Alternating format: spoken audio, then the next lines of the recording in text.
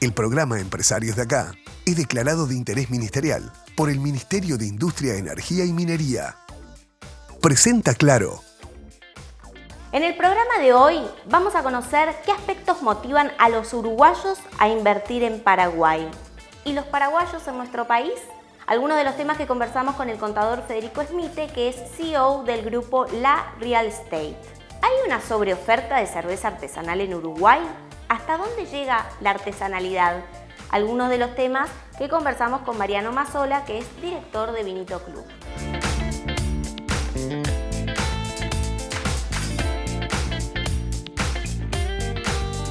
Bien, como lo anunciamos al comienzo del programa, vamos a recibir al contador Federico Smite, que es CEO del grupo La Real Estate. Federico tiene una vasta trayectoria. Yo acá, por ejemplo, estoy en su cuenta de LinkedIn y la verdad es que una vasta trayectoria en todo lo que es desarrollo de empresas, de administración, de asesoría y con mucha experiencia en lo que es real estate en Paraguay. Bueno, bienvenido. Bienvenido, empresario de acá. Un gusto estar acá en tu programa. Un uruguayo que, el ejemplo, ¿no?, de un uruguayo que ha triunfado en el exterior y que también trae su expertise aquí a nuestro país. Es conocido en el sector, en Paraguay, en real estate, como uno de los 40 líderes más importantes en el sector de ese país, en el sector inmobiliario. Y bueno, y conocer a Federico forma parte, ¿no?, de conocer lo que es también el entramado y la historia de los uruguayos que hacen también empresa fuera de fronteras. Un poco saber qué lleva Federico a Paraguay y al sector real estate. En realidad es un largo camino, ¿verdad? Hace unos 20 años atrás llegamos a invertir era gerente general de un grupo logístico, fuimos a realizar inversiones en Asunción. Yo particularmente no conocía y bueno, empezamos a trabajar, a invertir, a conocer la idiosincrasia local, las necesidades, los nichos de negocio. Y eso llevó evidentemente a conocer todo el sector empresarial, productivo, y a partir de ahí evidentemente se detectaron una cantidad de necesidades que con el correr de los años, a través del tiempo, fuimos invirtiendo. Después yo dejé la gerencia general, abrí una consultoría en Paraguay, en el rubro logístico. Asesoramos a varios puertos allá privados, a cantidad de empresas del sector logístico. La logística en el caso de Paraguay, al ser un país mediterráneo, tiene sus complejidades y eso generó un gran nicho de negocios para nosotros, poder todo nuestro conocimiento internacional, de los viajes al exterior, demás, poder implementar en Paraguay. Fuimos cada vez conociendo más las empresas y también nos llevó en el 2012 a abrir una empresa certificadora de normas ISO y con eso lo que logramos fue seguir conociendo la idiosincrasia y bueno, hace unos 10 años hubo un boom inmobiliario en Paraguay, donde se empezaron a construir una gran cantidad de edificios, una cantidad muy importante en relación a la proporción que existía en ese momento y empezaron a existir necesidades.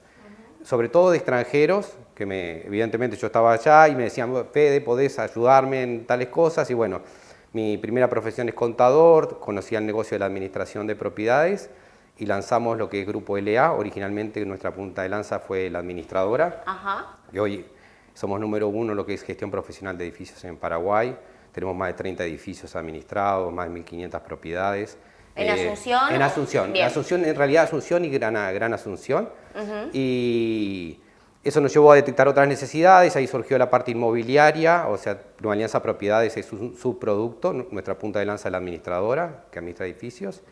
Y bueno, en definitiva, de alguna manera, la clave creo que está en llevar las técnicas y los métodos de todo el mundo, aplicarlos profesionalmente y adaptarlos a la idiosincrasia local. Y en definitiva ahí empezar a liderar a través de eso, el profesionalismo. Un poco por ahí fue el camino resumido, muy resumido. Allí, Federico, ¿no? Es interesante, ¿no?, conocer un poco desde la experiencia personal, ¿no? ¿Qué motiva, ¿no?, a la decisión de emigrar, ¿no?, teniendo una amplia expertise aquí empresarial en Uruguay y bueno, y de tomar la decisión, ¿no?, de decir, bueno, voy a emprender en otro país, porque a veces suena bastante difícil, ¿no? Es que en realidad es extremadamente difícil. Emprender es difícil en tu propio país. Lo importante es, antes de emprender, determinar cuáles son las necesidades, cuál es el contexto social, qué tipo de profesional se está buscando, y un poco es ver si tus características personales coinciden, hay un matching, ¿no?, entre esas características tuyas y lo que necesita el rubro y en este caso el país. Cuando yo tuve que ir por trabajo a Asunción, me di cuenta que evidentemente había de alguna manera un feeling entre profesional, digamos, en lo que yo podía desarrollar en mi potencial y lo que se necesitaba localmente. Evidentemente el profesional uruguayo está muy bien conceptuado en Asunción, y para mí eso era una puerta de entrada importante, y eso de alguna manera lleva a poder potenciar las necesidades, poder potenciar. Tenemos que pensar que Asunción y Paraguay en general es un país pujante, que tiene cierta diferencia de repente en cuanto a proyectos, en algunos están más atrasados, en algunos más avanzados, pero constantemente hay oportunidades de crecimiento. Y fue esas oportunidades de crecimiento y esos nichos de negocio los que a mí me impulsaron a poder trabajar. De alguna manera, primero en el rubro logístico como asesor, después en el rubro de calidad, normas ISO, y después ya lleno en el rubro inmobiliario, sobre todo la parte primero de administración. O sea que era de alguna manera mi expertise inicial, hacer que las cosas funcionen. Y bueno, gracias a Dios, ese matching es correcto y permite potenciarnos. Es como, igualmente, creo que hay algo que es fundamental, es tener la cabeza de trabajar 12 horas. Me explico, o sea, trabajar, o sea, de alguna manera a veces te puedo decir que hay muchos empresarios que han ido y muchos que han venido. O sea, probablemente un 10, un 15% de los empresarios que he conocido en estos últimos 20 años se ha quedado o ha podido progresar. Está asociado un poco también a la necesidad de estar. O sea, por eso mi radicación en Paraguay hace algunos años atrás. O sea, necesariamente hay que estar en el negocio, hay que estar presente, y eso es lo que de alguna manera va potenciando tu carrera, tu negocio, tu conocimiento, porque seguimos siendo una sociedad latina donde interactuar el uno a uno lo que logra es eso, ¿no? O sea, el boca a boca es lo que te va de alguna manera haciendo crecer y potenciar. Allí decía, por ejemplo, trabajar 12 horas, Federico. Eso es un poco diferente a la idiosincrasia uruguaya, ¿no? Yo creo que ahí no es un tema de idiosincrasia, porque probablemente allá no sea el promedio trabaje 12 horas. Ah, ok. Es algo personal. Claro, yo me refiero al carácter emprendedor. Bien. O sea, creo comprendo. que necesariamente el enfoque está primero en la forma de trabajar, ¿verdad?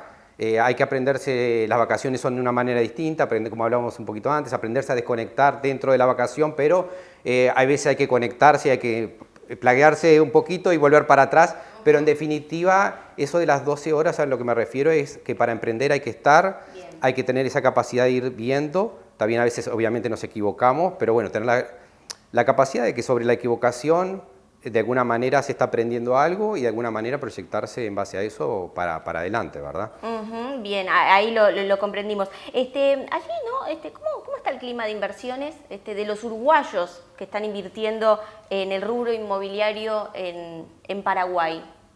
Vos sabés que yo lo separaría en tres partes. A ver. La inicial era cuando el uruguayo iba a comprar campos a Paraguay. Sí, hubo como un boom. 20 años atrás, de repente, un poco más tal vez. Después hubo un boom hace de repente unos 15 años tal vez, que empezaron a comprarse terrenos, a construirse edificios. Ya hace 10 años atrás hubo un boom de edificios y ahí fueron todas las inmobiliarias uruguayas atrás. No sé si todas, pero tú viajabas en el vuelo que fuere y veías las caras de colegas, coterráneos. Sí, en aquel momento yo recién empezaba en el rubro, pero veía gente que ha estado en el rubro durante años. Arquitectos, todos, todos, no quiero poner nombre para no olvidarme ninguno, pero de todos los colores fueron. Y de alguna manera, una tercera etapa, en esa fue un boom, y como todo boom se generó como una explosión en valores, etcétera. Y después una etapa que ahora se está de alguna manera racionalizando más, se está diversificando de alguna manera, donde ya el que va pensando más en los proyectos, pero en términos generales creo que el precio, evidentemente el precio del valor metro cuadrado inferior a la región, la tasa de rentabilidad es mayor, la región en el rubro inmobiliario puntualmente, pero en otros rubros también. ¿Cuánto es? A ver, el rubro se vende a veces 12%, te dicen 10%. En realidad, bien gestionado, bien administrado, pagando todos los impuestos, que eso es importante, porque los impuestos son bajos, pero hay que pagarlo todo. Eso hace un buen empresario. Probablemente puede tener un 8%, o sea, una rentabilidad promedio razonable, 7,5%. Estamos hablando, como dicen, libre de polvo y paja, ¿no? O sea, libre de impuestos, con los impuestos pagados. Hay proyectos que están dando un poco menos, hay proyectos que entraron en el boom que dan menos porque en ese momento hay un valor muy grande, muy alto, que hoy por hoy evidentemente no permite generar esa renta. Pero lo interesante es que siguen creciendo la cantidad de proyectos, las necesidades. Paraguay tiene una clase media incipiente que tiene necesidades. Paraguay no vivía en propiedad horizontal, no vivía en departamentos. Las nuevas generaciones sí lo están haciendo. Hay diferentes zonas en Asunción y eso es lo que ha llevado a muchos uruguayos a invertir ahí. Como te decía, arquitectos renombrados que están llevando adelante obras en Uruguay. Hay inmobiliarias importantes, pero en términos generales yo lo cerraría con esto, para tener una buena rentabilidad hay que tener una buena gestión, una buena administración y no pensar que en Paraguay las cosas funcionan igual que acá. Porque no funcionan igual en el sentido de que a veces hay que gestionar un poco más, a veces hay que traccionar más en los controles, a veces, bueno, por eso un poco fue un nicho donde nosotros entramos y lideramos. Bien, y allí, bueno, a la reversa, ¿no? Los paraguayos, ¿cómo están viendo Uruguay para las inversiones? Digo, es algo que también lo consultan, digo, como referente, seguramente siempre buscan un paisano, como les dicen en Paraguay, ¿no? Sí, ¿sabes? Una cosa que aprendí, yo desconocía totalmente, que hay una relación muy importante entre pueblo uruguayo y paraguayo. O sea, yo, por ejemplo, cuando empecé a viajar a Paraguay me sorprendió saber que la Floresta en Uruguay está lleno de casas paraguayos. Y, o sea que mi ignorancia me decía, no, voy yo, la última Coca-Cola del desierto, a colonizar. No, hace muchísimos años que hay una excelente relación y hay una inversión cruzada. A veces en campos, a veces en el rubro inmobiliario.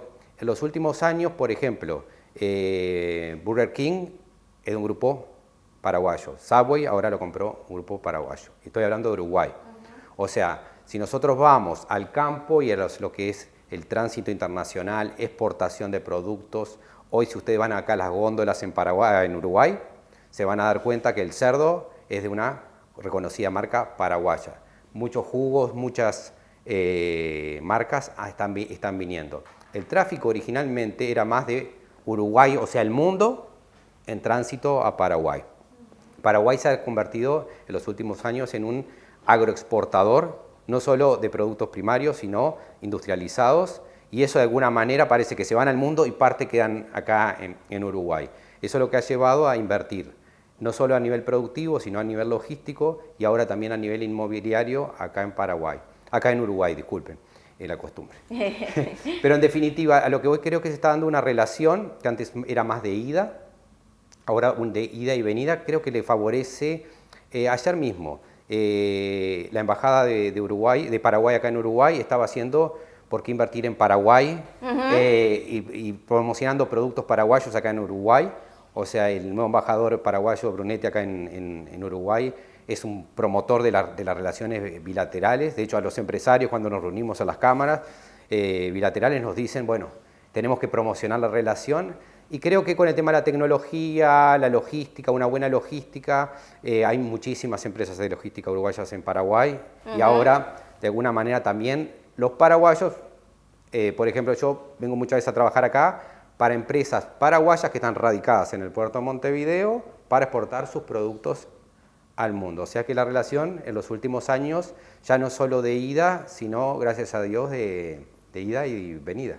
¿Qué ven en Uruguay? Ah, qué buena pregunta. Que no tienen capaz en Paraguay, mira, no sé. En realidad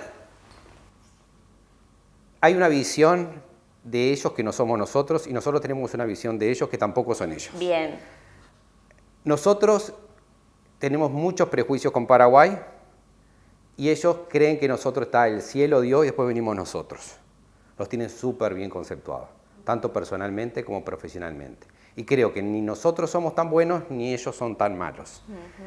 Es un intermedio, pero hay como una estigmatización a veces de la sociedad que creo que con el correr de los años y los viajes de las personas y de alguna manera el intercambio de comercial y después a nivel también de educación y de universidades va logrando desestigmatizar estas situaciones.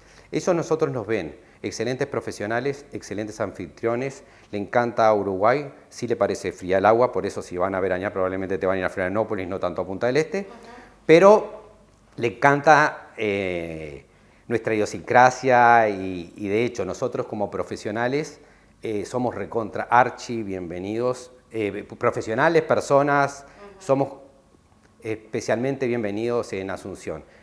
Tal vez es mucho mejor el agasajo que le hacen al uruguayo que al argentino y al que al brasilero. Por lo tanto, ellos creo que nosotros ven todo lo bueno. Y la verdad ahí muestra también un poco la sensibilidad de la sociedad paraguaya. Y nosotros muchas veces tenemos una perspectiva inversa. Pensamos más en el Paraguay de Ciudad del Este, del contrabando, de los derechos humanos, etcétera, que si bien tiene muchas cosas para mejorar Paraguay, es un país que ha crecido, crece a tasas de inflaciones del norte, mucho mejor desempeño económico a veces que nuestros propios países, lo que ha posibilitado a Paraguay estar muy cerquita ahora este año del grado inversor como lo tiene Uruguay.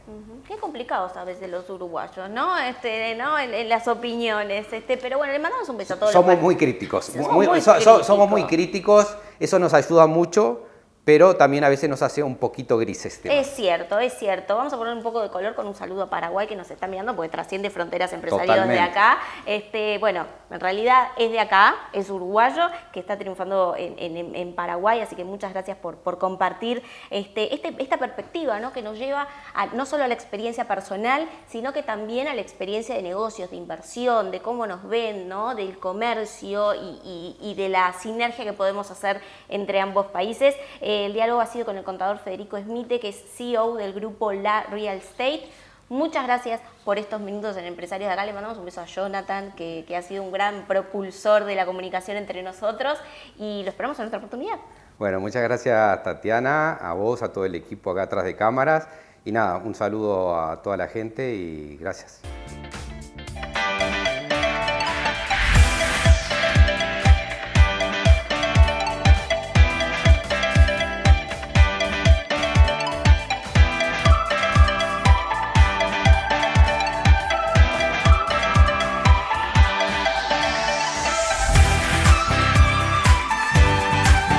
Betel, única cadena de centros de estética y spa del Uruguay. GSS, única empresa en Uruguay dedicada al Facility Services. Limpieza, seguridad, outsourcing de personal y mantenimiento. Conozca más en www.gss.com.uy. Agregamos valor a las empresas. Recursos humanos, proveedores, impuestos, finanzas y bla, bla, bla. ¿Manejas tu negocio o tu negocio te maneja a vos? Si buscas soluciones 360 reales para tu empresa, Estudio Ugalde, asesores PYME.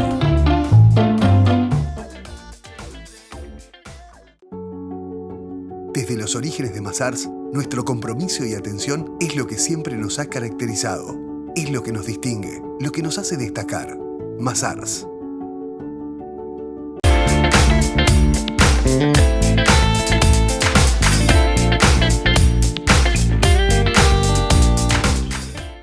Presenta Mazars, auditoría, contabilidad, outsourcing, impuestos, compliance, capital humano, legales. www.mazars.com.uy.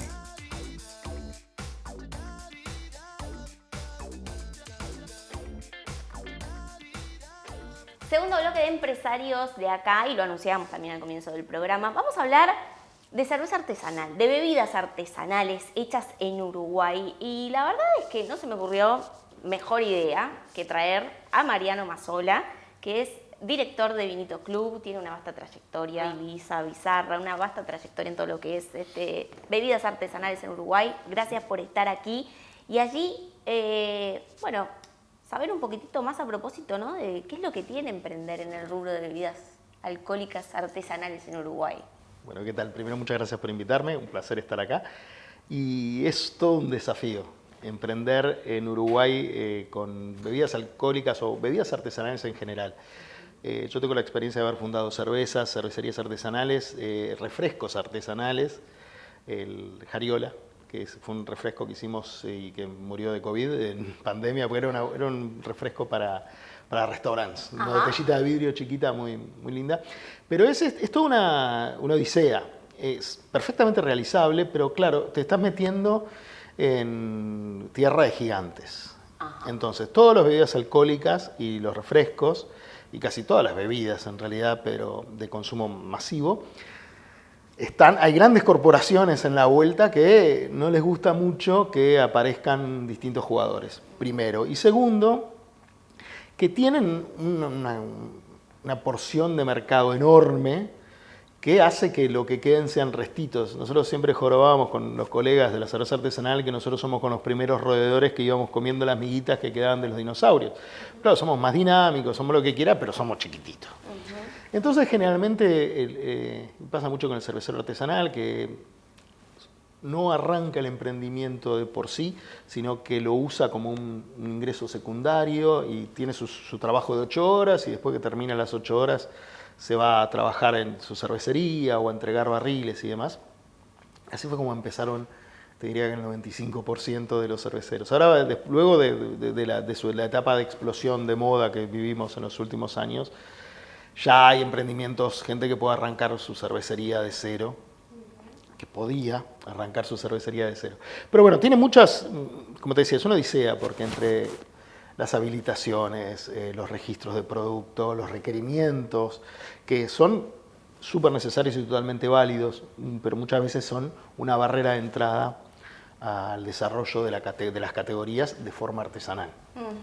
Pasa el caso de la kombucha, por ejemplo, que es una bebida fermentada, pero claro, se fermenta con bacterias y eso en el digesto municipal Mercosur, por el que se rige, es en realidad una contaminación y no debería poder salir eso a la calle. Y sin embargo es una bebida milenaria, entonces hay huecos y vueltas y tropezones legales a la hora de registrar esos productos. Nosotros ahora, por ejemplo, estamos desarrollando productos con CBD, que es con cannabinoides en general, pero específicamente con CBD, en un país que fue pionero en la liberación, en la legalización de la marihuana recreacional. Estamos atrasadísimos a nivel regulatorio alimenticio para ese tipo de productos.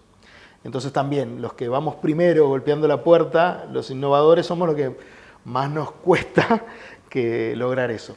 Entonces el emprendedor artesanal siempre busca cosas distintas, busca caminos distintos, busca traer cosas que no hay o faltas en la oferta y generalmente se encuentra con un montón de problemitas, de habilitaciones, de registros, cosas que todavía no están contempladas. Entonces, por eso es una linda odisea. Y eso está, digamos, ¿cómo se lleva hoy, no? En tratamiento, lo presentan como un problema desde alguna cámara, lo presenta cada uno de forma individual, sí, para poder avanzar. Para poder avanzar, por supuesto. Bueno, en un principio las cervezas artesanales lo hicieron como cámara. La gente de la kombucha lo fue haciendo poco porque hay pocas. Y ahora con el tema del CBD y los cannabinoides hay una unión de industriales del cannabis que se llama Única, del que soy parte y que somos muchas empresas que estamos tratando y empujando para lograr que se termine de regular. Nosotros con todas las personas con que hablas, intendencias del ministerio, INAVI, cuando hablas con todos los organismos, todos tienen ganas de hacer algo, pero siempre hay alguna limitante por algún otro organismo. Entonces, hasta que no se tome como un problema o una necesidad global, va a ser muy difícil, porque hablas con uno y te dice, está todo bien, pero tengo que tener la habilitación de tal otro, y vas a tal otro y dices, sí, pero necesito que esta persona me diga que sí, y acá volvés acá y te vas para allá. Entonces, se necesita un compromiso del Estado y es lo que estamos buscando con esta unión de industriales, que somos muchos, por suerte. Bien, bueno, vamos a seguir atentos a cómo se va desenredando, ¿no? Claro, estos temas que no forman parte de otra cosa que también burocracia, ¿no?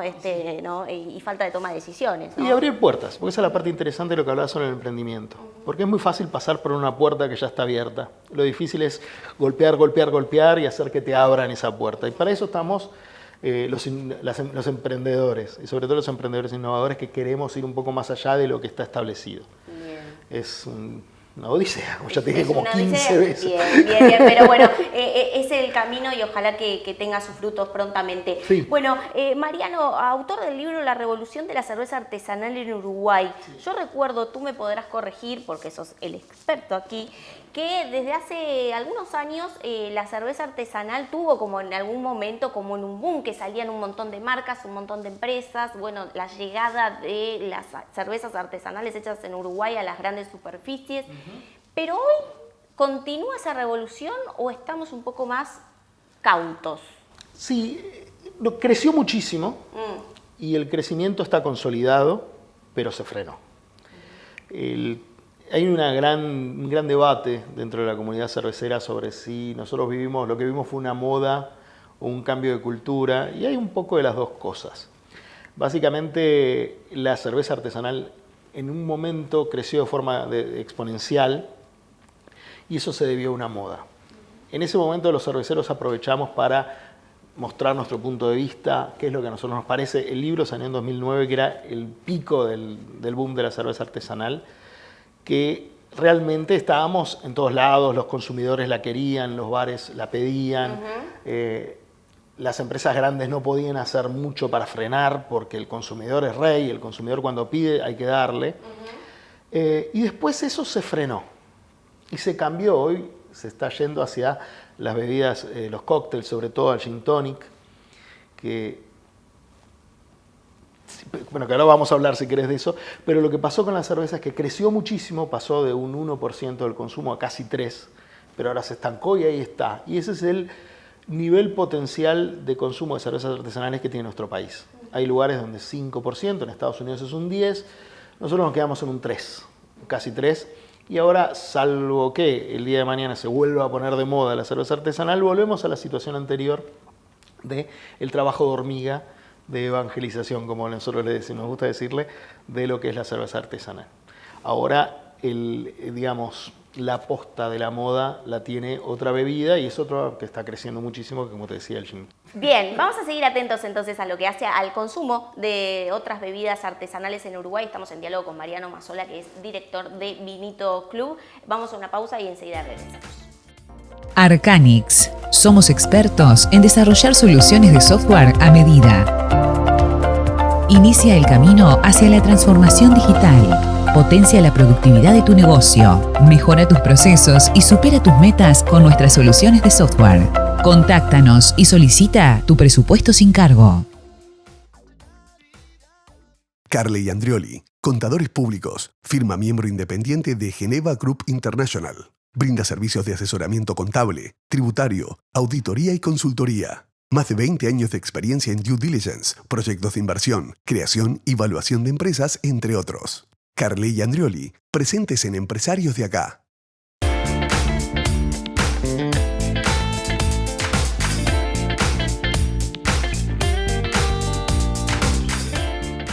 Carle Andrioli, presentes en Empresarios de Acá.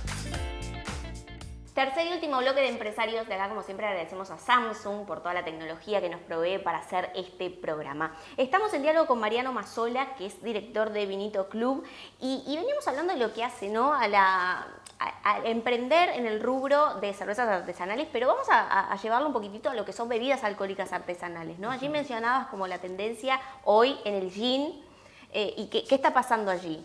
Bueno, es muy interesante lo que está pasando. Es lo que hablábamos en el bloque anterior sobre las modas y el consumo. Hoy el consumo de gin tonic se volvió como un consumo de tendencia. Y de los cócteles en general, pero específicamente el gin tonic, al punto de que muchas cervecerías están ya transformándose para ofrecer ese producto en barril o en botella o en lata.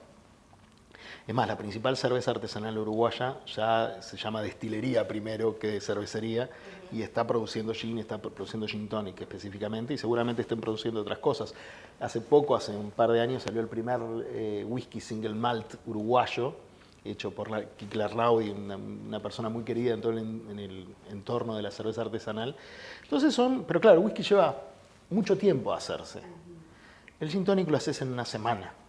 Y porque estoy hablando con un tiempo de madurado y demás, porque en realidad el gin tonic se hace en un rato.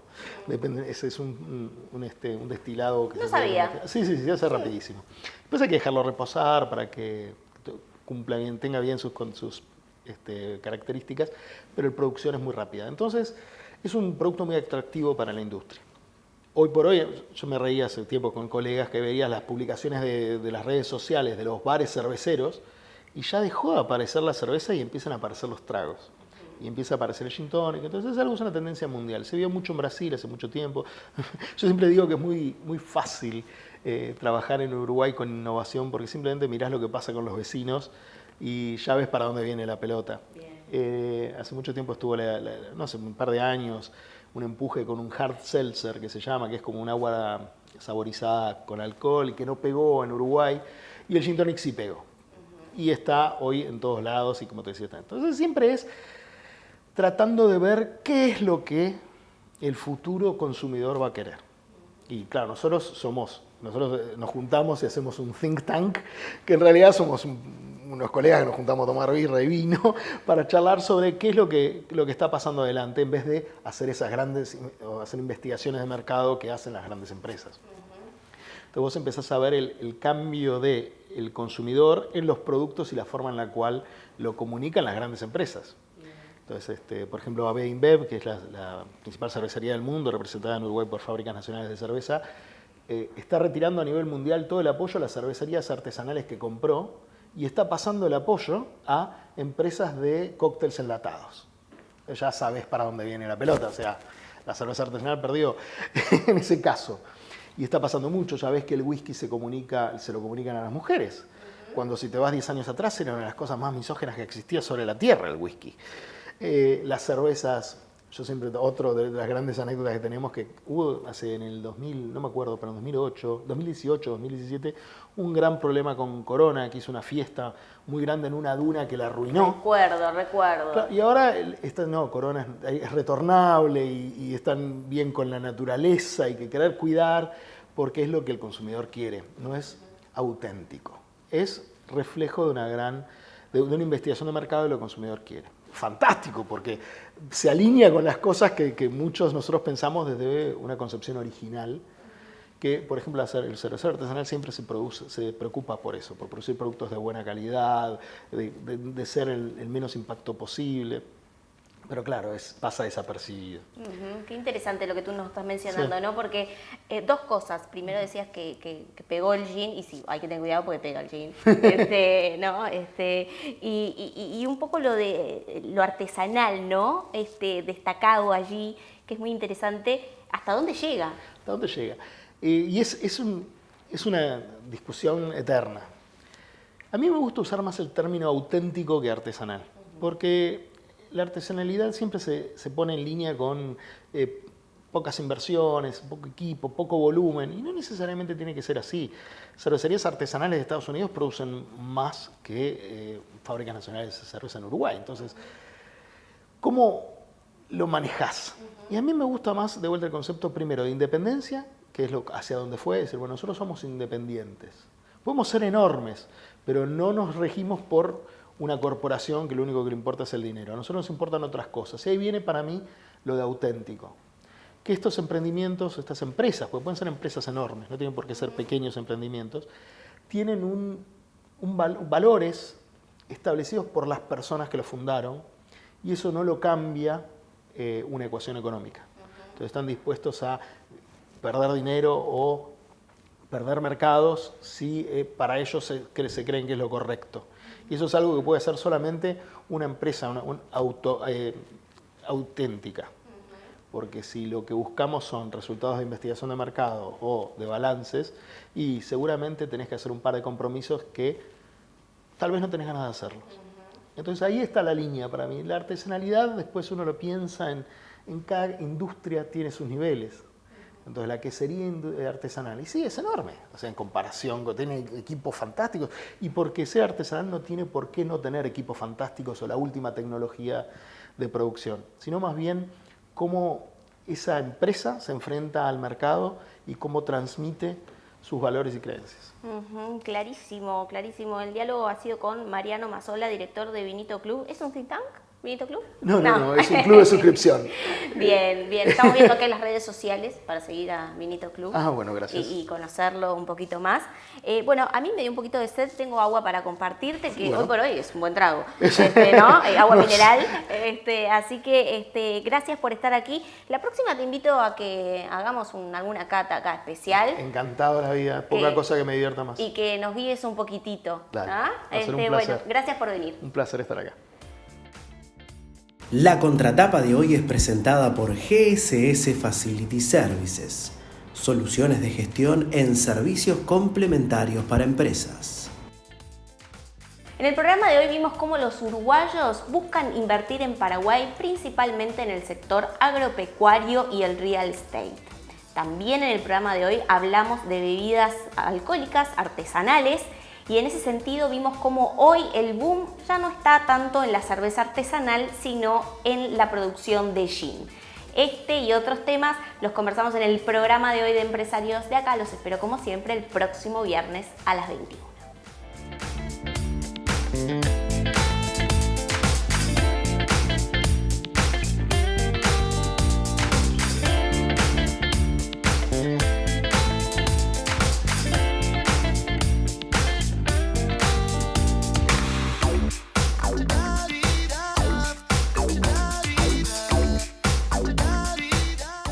Presentó Claro,